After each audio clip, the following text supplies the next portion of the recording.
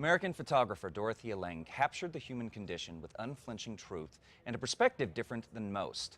Through the lens of her camera, she most notably documented the lives and struggles of those living through the Great Depression.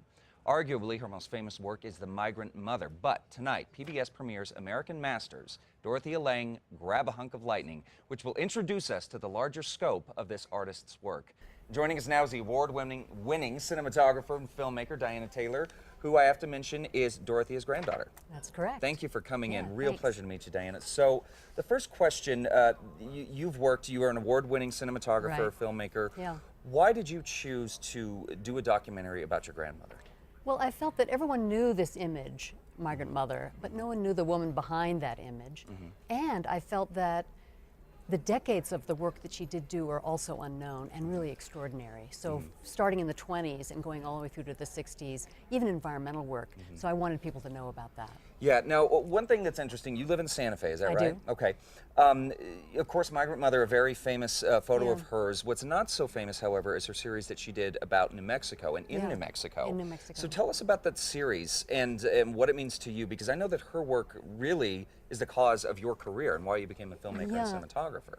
Well, first she lived in Taos, she photographed and lived in Taos with her first husband, Maynard Dixon, the great Southwest painter. So she was photographing then, she had children to take care of, but she was photographing Native Americans and up in the Taos Pueblo.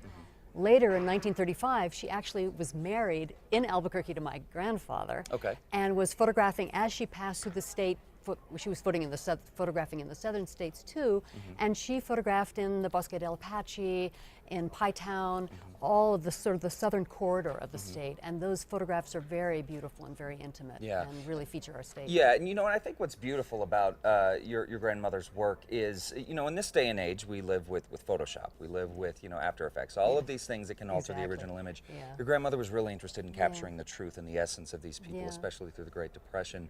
Do you feel that that has influenced your work as well as a cinematographer and filmmaker?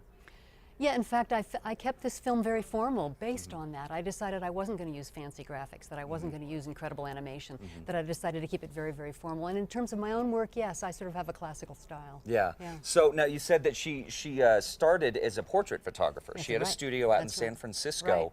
How did she make the transition into a documentarian photographer? She was working as a very successful portrait studio. She had very wealthy clients. And she couldn't rectify the fact that outside her window and every time she traveled to her studio, she was seeing the effects of the Depression. And it was tragic to her, and she couldn't cope with it internally, and so she set herself a goal to go out there and photograph it and basically never looked back. I mean, that started her career out. And then she met my grandfather. They were in the strikes in San Francisco, and that collaboration carried her through the rest of her career. And so tonight, just want to remind our viewers, tonight it airs on PBS, which in case you don't know is KNME here in New Mexico at 9:30 p.m. The American Masters, a great series. As audience watches this tonight, what is one thing that you want them to take away? If you can narrow it to one thing, I'm sure there's many.